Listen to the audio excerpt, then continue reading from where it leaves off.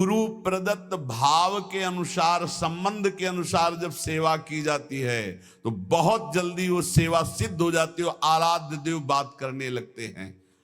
भक्त की हर बात को प्रभु सुन रहे हैं। गोसाई जी ने कहा जाओ सब बहुओं को चूड़ी पहना दो, सुन रही ना श्री जी, इसीलिए चूड़ी पहनने गई। हमारा भाव दृढ़ होना चाहिए, भाव में कमी नहीं होनी चाहिए। जैसा हम भाव गुरु प्रदत्त करेंगे वैसा ही इष्ट देव अनुभव कराएंगे। जाकी रही भावना जैसी, प्रभु मूरत देखी तीन तैसी। एक अयोध्या में उमापति नाम के महापुरुष निवास करते थे। ये बहुत शास्त्रों के ज्ञाता और भजनानंदी महापुरुष थे। तो इनको अपने में भाव आता था कि मैं गुरु हूं राम लक्ष्मण भरत शत्रुघ्न का, ये मेरे पुत्र और शिष्य के समान है। तो ये जब मंदिर में जाते कनक भवन में, तो कनक बिहारी राम जी को ये माला खरीदते, पहन के जाते और अपना पहना हुआ माला देते कि राम जी को और लक्ष्मण जी को पहना दो, और सीता जी के लिए कहते कि आधा दरवाजा मोड़ दो, पर्दा कर दो, बहू है हमारी। ये रोज ऐसा करते। पुजारी वैसा ही कहते, जैसा ही कहते, क्योंकि महापुरुष थे उमापति जी। पर वैष्णव जन संत जनों को अच्छा नहीं लगा कि भगवान को अपनी पहनी माला पहनाते हैं। सब वैष्णव जन खिलाफ हो गए और कहा ऐसा नहीं हो सकता, भगवान केवल तुम्हारे नहीं कि तुम आकर अपनी प्रसादी माला भगवान को पहनाते हो। तो उन्होंने कहा यदि आप लोग ऐसा कहते हो तो हमारी बात सुन लीजिए। गुरु के सामने शिष्य कभी अमनिया माला पहन ही नहीं सकता, वो हमारे शिष्य हैं। बोले हम तुम्हारी इन बातों को नहीं मानते भावुकता की, लेकिन कल से आप ठाकुर जी को अपनी प्रसादी माला नहीं पहनाएंगे। वो अमनिया माला लेके आए 10 और कहा लो पहनाओ। तो जो राम जी के गले में डालते टूट के गिर जाती, लक्ष्मण जी के गले में डालते टूट के गिर जाती। 10 माला पहना दी, वो सब टूट के गिर गई। सब संत और वैष्णव खड़े देख, बोले देखा ये भला अमनिया पहन सकते हैं जब मैं इनका गुरु हूं। वशिष्ठ भाव से वो रहते। फिर उन्होंने माला मंगवाई और सामने माला पहनी और जे ही दी कि लो पहनाओ, वो माला टूटी रही, वो माला धारण हो गई। पंडित जी ने साफ संतों से प्रार्थना की कि ठाकुर जी को जिस भाव से भजा जाता है ठाकुर जी वैसा ही व्यवहार करते हैं। आप अपने स्वामी के रूप में देखते हैं, लेकिन ये हमारे शिष्य हैं, हमारे पुत्र के समान हैं। क्योंकि मैं वशिष्ठ भाव से रहता हूं, इसलिए प्रभु मेरे भाव का पोषण कर रहे हैं, आप लोग अन्यथा ना समझिए। और जब ये मंदिर जाते तो पुजारी से कह देते कि जानकी जी की तरफ का दरवाजा थोड़ा सा जैसे बहु ओट में होती है ऐसे करो, कर देते। भावानुसार पुजारी जी जे ही देखते कि उमापति पंडित दर्शन करने आ रहे तो जानकी जी की तरफ दरवाजा कर देते या पर्दा कर देते। पुजारी जी विशेष सावधानी पूर्वक ऐसा करते। ये भी भक्तों को अच्छा नहीं लगा कि तुम ही अकेले थोड़ी दर्शन करते हो कि जानकी जी का, वो हमारी माता है, हमारे सर्वस्व हैं, आप ऐसा। तो एक दिन पर्दा नहीं किया। तो जे ही उमापति पंडित जी गए तो फटाक से आधा दरवाजा अपने आप बंद हो गया। सब आश्चर्यचकित हो गए, क्योंकि ऐसा कैसे। बस ये बात समझ लो, प्रभु भाव को बहुत पकड़ते हैं, भाव ही सबसे बड़ी वस्तु है। धड़ाक से दरवाजा बंद हो गया। पंडित जी ने पुजारी जी से कहा आप कभी चूक मत करना, जानकी जी हमारी बहू हैं, हमारे शिष्य की है, इसलिए वो कभी हमारे सामने ऐसे नहीं, पर्दा करके। तो पुजारी ने और संतों ने जान लिया कि महामहिम भाव को प्राप्त महापुरुष है, सबने क्षमा मांगी। गोसाई जी स्वयं पद रचना करने में कुशल और गा करके ठाकुर जी को पद सुनाने में कुशल। अष्टयाम सेवा पद्धति से श्री श्रीनाथ जी की सेवा करते और 8 परम प्रवीण कीर्तनकार नियुक्त किए।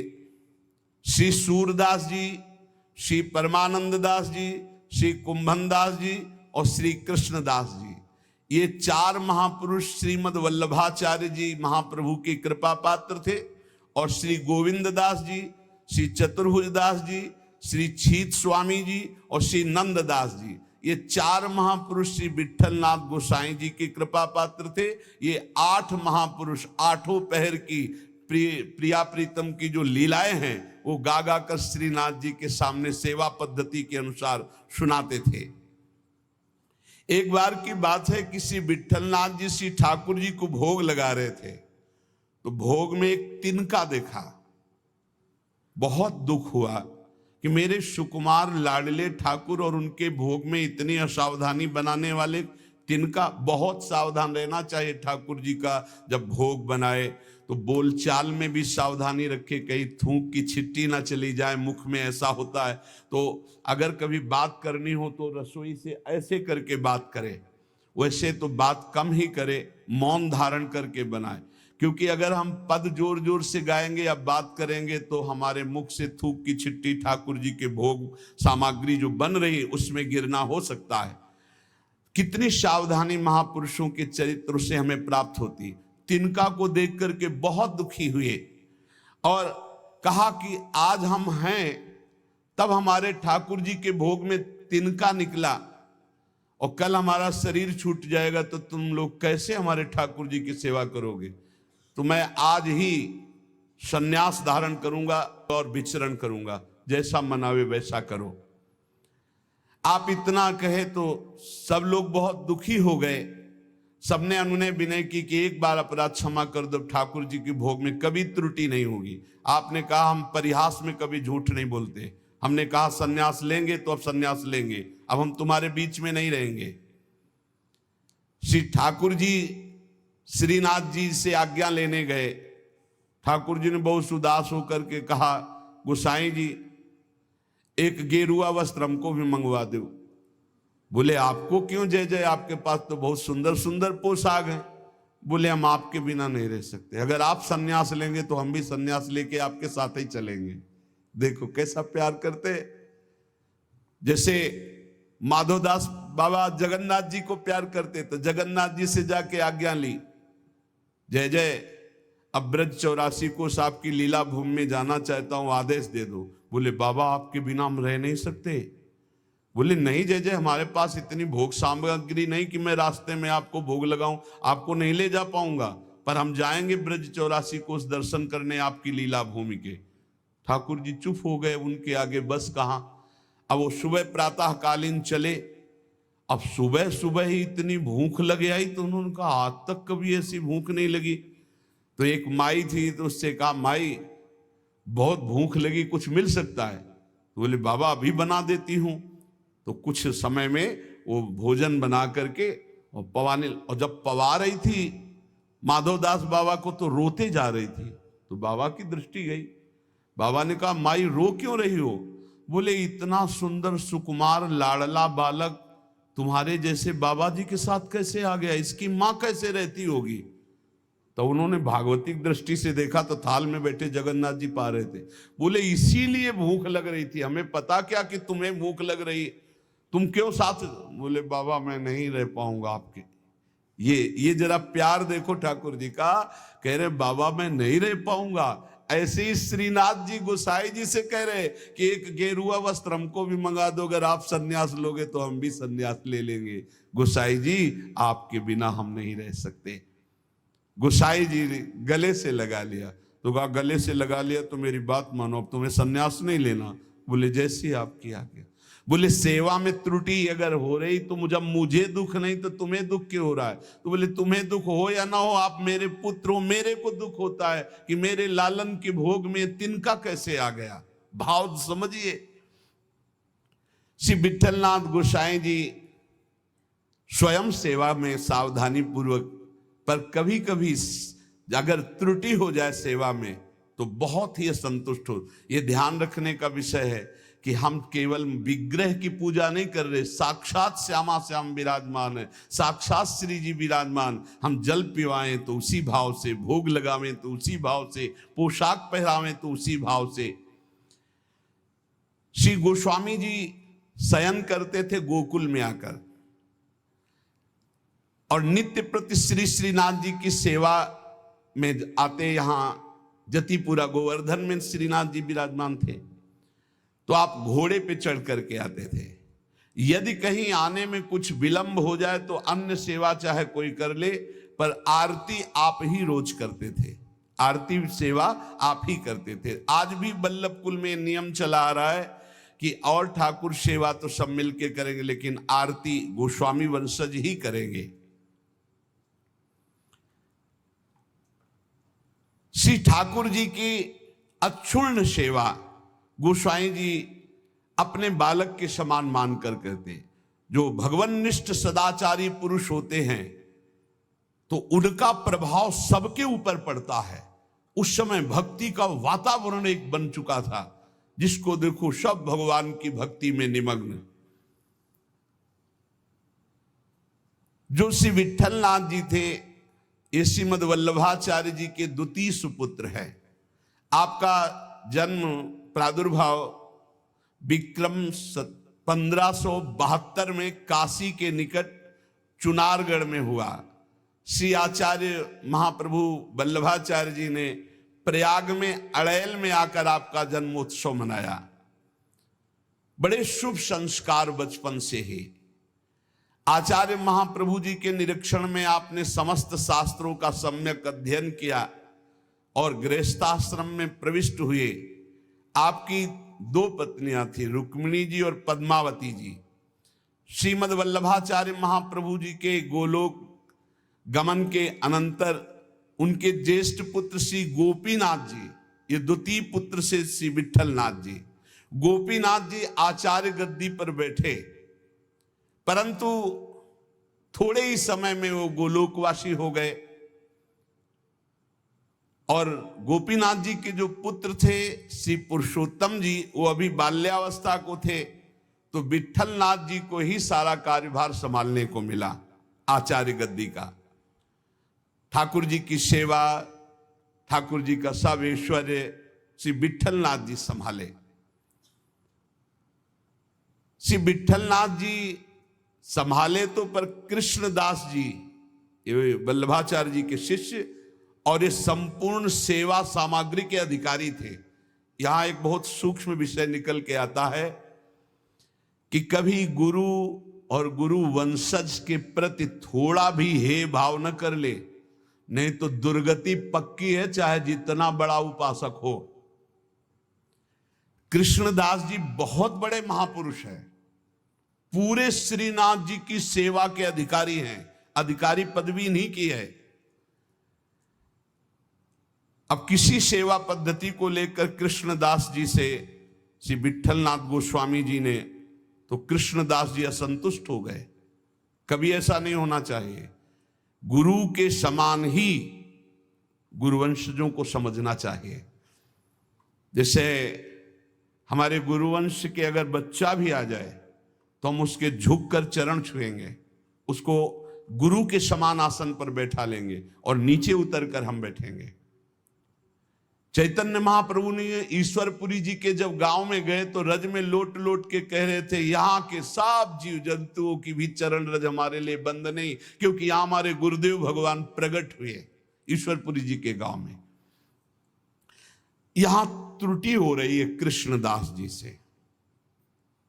कृष्णदास जी ने क्या किया कि जो गोपीनाथ जी गोलोक गमन हो गया था, तो उनकी पत्नी और उनके पुत्र पुरुषोत्तम जी अभी छोटे थे, उनसे बात की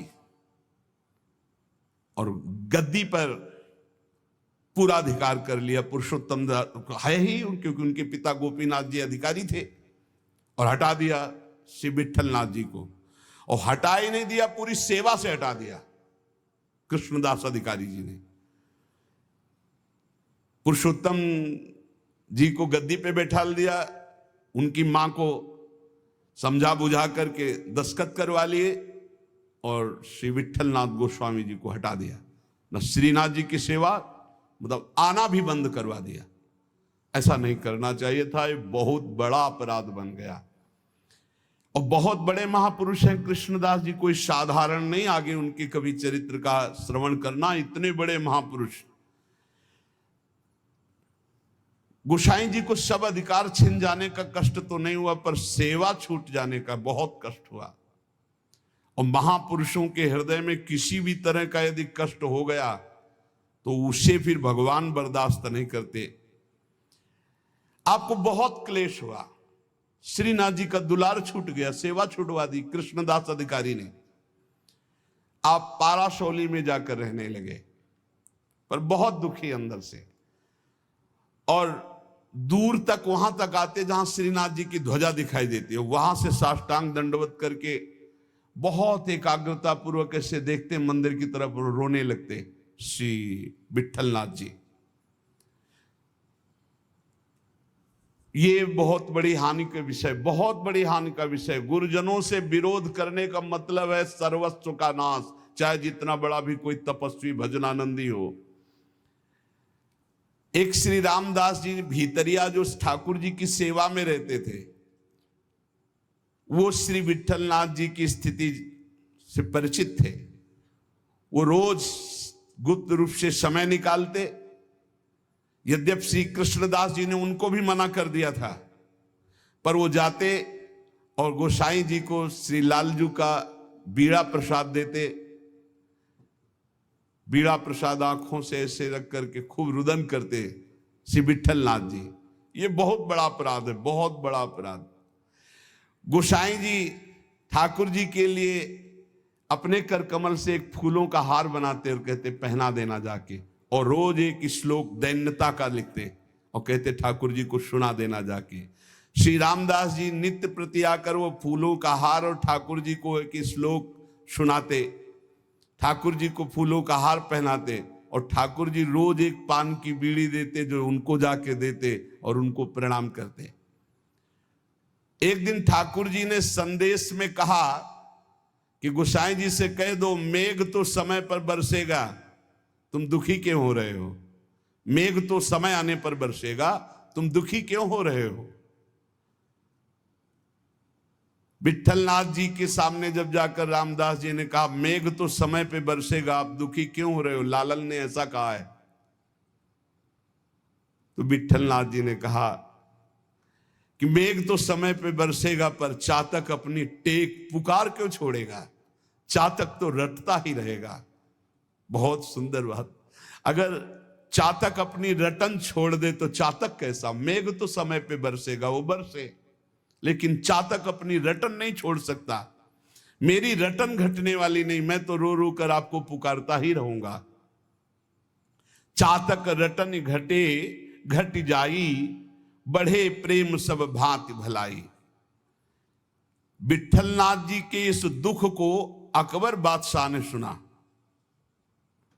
उसने तत्काल आदेश किया और कृष्णदास जी को बंदी बना के जेल में डाल दिया और गोसाई जी को विरुद्ध आचरण किया, इसलिए उनको कठोर दंड कृष्णदास जी को बादशाह अकबर ने।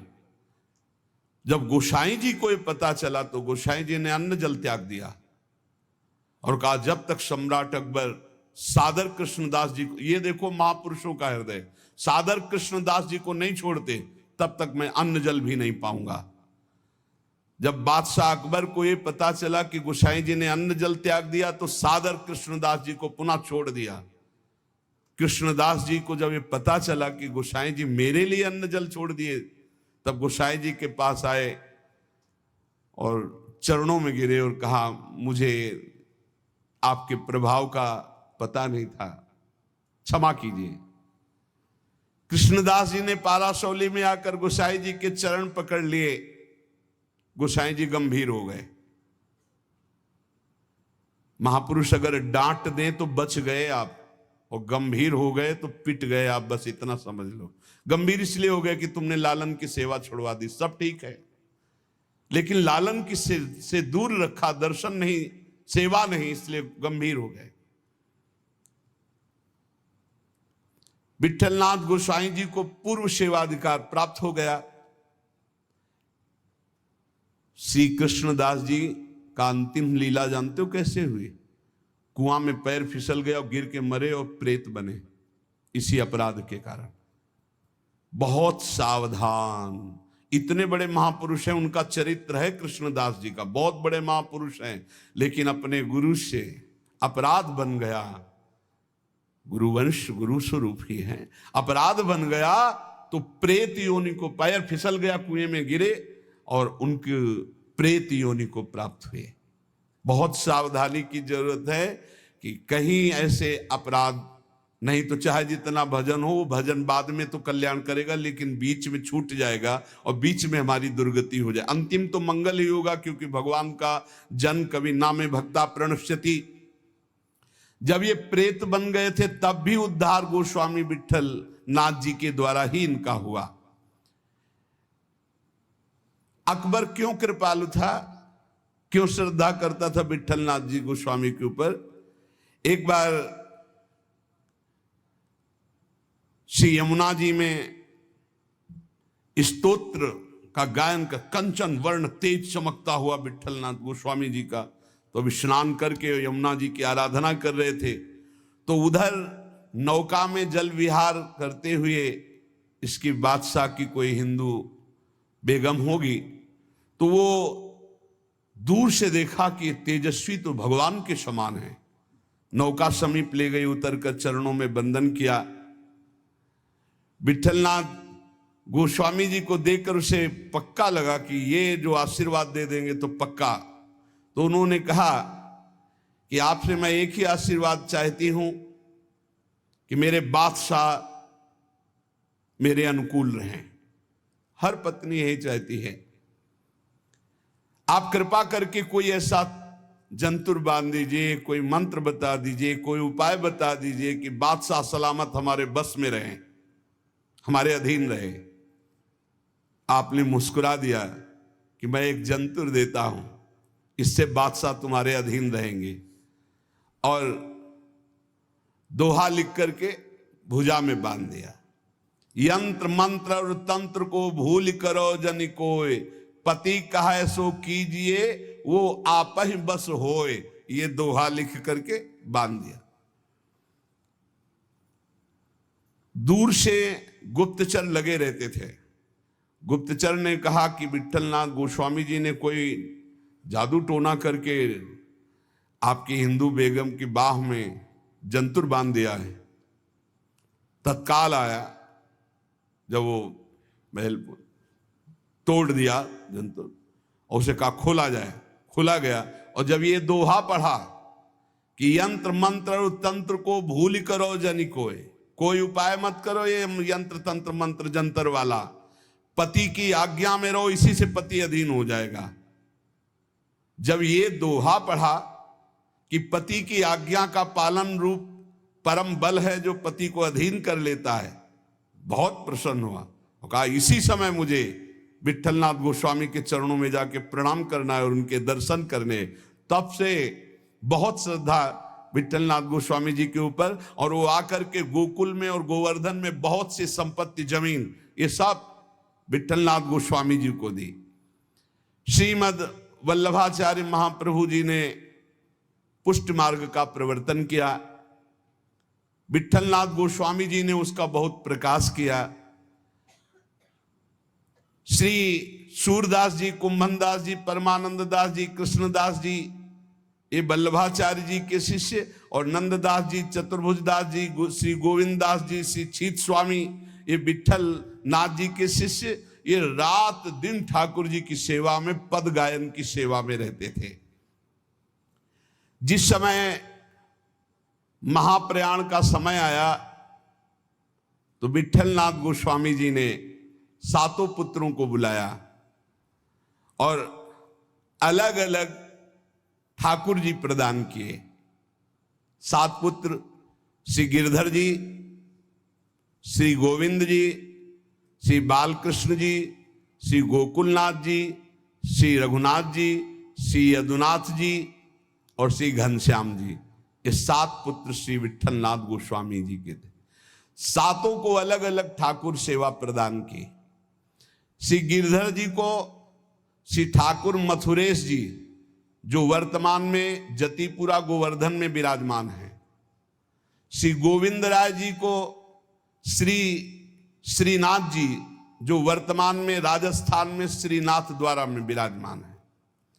श्री बालकृष्ण जी को श्री द्वारिकाधीश भगवान जो वर्तमान में काकरौली में विराजमान है, श्री गोकुलनाथ जी को जो वर्तमान में श्री गोकुल में विराजमान है, श्री रघुनाथ जी को श्री गोकुल चंद्रमा जी जो वर्तमान में कामवन में विराजमान है, श्री यदुनाथ जी को श्री बालकृष्ण भगवान जो वर्तमान में सूरत में विराजमान है, श्री घनश्याम जी को श्री ठाकुर मदन मोहन जी जो वर्तमान में कामवन में विराजमान है।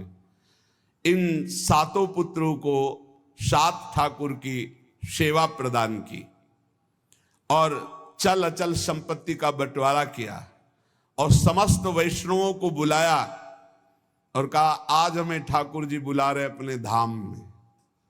ऐसे जाना होता है महापुरुषों का। मृत्यु मृत्यु नहीं, महोत्सव होता है। सब वैष्णव जनों को बुलाया और बोले आज जो है ठाकुर जी बुला रहे हैं अपने निज सेवा में, निज धाम में।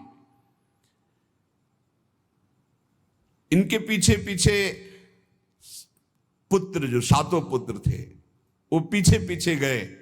आप चल करके जतिपुर आए, आपने निज कंठ की माला चतुर्थ पुत्र श्री गोकुलनाथ जी के गले में डाल दी और कहा सब वापस हो जाओ, अब मैं परम धाम जा रहा हूं। और गुफा में प्रवेश करने लगे तो सबसे बड़े पुत्र गिरधर जी ने आपका वस्त्र पकड़ लिया, तो केवल वस्त्र ही हाथ में रहा और आप अंतर्ध्यान हो गए, सदैव भगवान के धाम को गए श्री विट्ठलनाथ गोस्वामी जी। फिर आकाशवाणी हुई कि मेरा जो वस्त्र तुमने पकड़ा इसी से मुझे अंतिम संस्कार जो होते हैं वो अंतिम उत्तर क्रिया इसी से संपन्न करो और जैसा हमने आदेश दिया वैसा कहना। तो जिस समय गोस्वामी जी श्री लालजू को श्लोक भेजते थे वो बाद में श्लोक संग्रहित कर करके लिखते थे, यद दैन्य त्वत्कृपा हेतुर न तदस्ति ममाण्वपि ताम कृपाम कुरु राधेश यया तद्दैन्यमाप्नुयाम। हे राधापति, जिस दैन्यता से आप कृपा करते हैं रिझते हैं वो दैन्यता तो मेरे में है नहीं, अणुमात्र भी नहीं है। अब तो आप अपनी तरफ से कृपा करें और मुझे वो दैन्यता प्रदान करें जिससे आप रिझते हैं। दूसरा श्लोक, सर्वसाधम शून्योहम सर्वसामर्थ्यवान भवान श्री गोकुल प्राणनाथ न त्याज्यो हम कदापि वै। हे गोकुल के नाथ स्वामी, मैं सर्वथा सर्वसाधनहीन हूं। देखो आचार्य हैं पर कैसी दैन्यता है, और आप सामर्थ्यवान हैं, अतः किसी भी स्थिति में आप मेरा त्याग मत कीजिए, क्योंकि मैं साधनहीन हूं, आप सामर्थ्यवान हैं, आपके द्वारा त्याज्य नहीं हूं। नाथ मेरा कभी त्याग मत कर देना।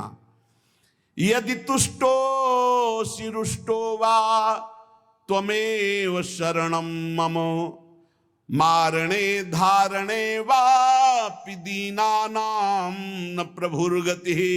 प्रभु आप चाहे मुझ पर संतुष्ट हो या नाराज हो, मेरे लिए तो आप एकमात्र ही सहारा हैं। अब आप चाहे नाराज रहो चाहे प्रसन्न रहो, हम दीनों को मारो या तारो, अब आपके सिवा कोई नहीं। आपको हमारा भार वहन करना ही पड़ेगा नाथ, आपको हमारा पोषण करना ही पड़ेगा जबरदस्ती, आपको अंगीकार करना ही पड़ेगा, क्योंकि आपके सिवा हमारा कोई नहीं है। ऐसे दैन्य भाव से जब कोई भाव संबंध से प्रभु से जुड़ जाता है तो इसी जन्म में देखो हम प्रभु को अपना स्वामी मानते हैं, हम प्रभु को अपना सखा मानते हैं, हम प्रभु को अपना प्रीतम मानते हैं। ये भाव तब तक साधन भाव माना जाएगा जब तक प्रभु आपका भाव स्वीकार नहीं कर लेते। निहाल तभी उपासक होता है जब वो आके कह देते तू मेरी, जो भाव किया, तू मेरा सखा, तू मेरी दासी, तू मेरी सहचरी, जब वो स्वीकार कर लेते हैं तब मोहर लग गई, पक्का हो गया। एक ये सिद्धांत। और दूसरा, जब गुरु स्वीकार कर लेते हैं तो इष्ट की स्वीकृति अपने आप हो जाती है। इष्ट और गुरु में भेद नहीं होता, गुरु गोविंद ने भेद कराई। जब गुरुदेव स्वीकार कर दिए कि तू प्रियाजू का, तो गुरुदेव ने जो कह दिया वो प्रियाजू भी नहीं काट सकती है। इसलिए हमें अपने भाव संबंध में दृढ़ रहना चाहिए और भाव के द्वारा ही हमारा व्यवहार होना चाहिए। जैसा हमारा इष्ट से व्यवहार है ठीक वैसा ही भाव हमारा होना चाहिए, जैसा भाव है वैसा इष्ट से व्यवहार होना चाहिए। इसी जन्म में आपको उत्तर मिल जाएगा कि श्री जी ने आपको स्वीकार कर लिया है। और जब ये आ जाता है कि श्री जी ने स्वीकार, एकदम बेपरवाही, ऐसी मस्ती आती है। कैसे उदाहरण में बताएं, बनेगा ही नहीं उदाहरण, पर थोड़ा सा इशारा, जैसे शाखा चंद्र न्याय से कहते हैं कि डाल के एक हाथ ऊपर देखो चंद्रमा दिखाई दे रहा। चंद्रमा तो न जाने कितनी दूर है, पर हम चंद्रमा को देख पाते। ऐसे उदाहरण में जैसे भारत का कोई बड़ा अधिकारी आपसे आके हाथ मिला दो, कह दे चिंता मत करना, आज से मैं आपका, और आप जो कहेंगे सो हम करेंगे, फिर कैसा और लगेगा? वो दोबारा कभी फोन करे या ना मिले, लेकिन आप छाती चौड़ी करके घूमेंगे। ऐसे ही हम श्यामाजू के बल अभिमानी, वो तो नाशवान पद है और नाशवान शरीर है, और वो सर्वज्ञ नहीं है, वो अल्पज्ञ बहुत दूर रहता है, वो असीम नहीं है, वो अनंत नहीं है, सर्वत्र नहीं है, सर्वज्ञ नहीं है। लेकिन प्रियालाल असीम है, अनंत है, सर्वज्ञ है, सर्वत्र है। और गुरु ने संबंध करवा दिया, उनकी शरणागत करा दिया। और जिस समय शरणागति आपके हृदय में पुष्ट हो जाएगी तो हम श्री श्यामाजू के बल अभिमानी, टेढ़े रहे मोहन रसिया सो बोले अटपटवानी। बड़ा अद्भुत आनंद इस ठसक में रहता है कि हमारी श्यामाजू, हमारी प्यारी जू, हमारी लाडली जू। हर समय नाम जप करते रहो और अपने आराध्य देव के सानिध्य का अनुभव करते रहो। इसी जीवन में इस माया प्रपंच से हटकर परमानंद स्वरूप प्रियालाल को प्राप्त हो जाओगे। विश्वास कर लो, बस नाम न छूटे और संबंध का भाव न टूटे तो निश्चित इसी जन्म में अनुभव हो जाएगा। शेष चर्चा आगे। श्री राधा वल्लभ लाल की।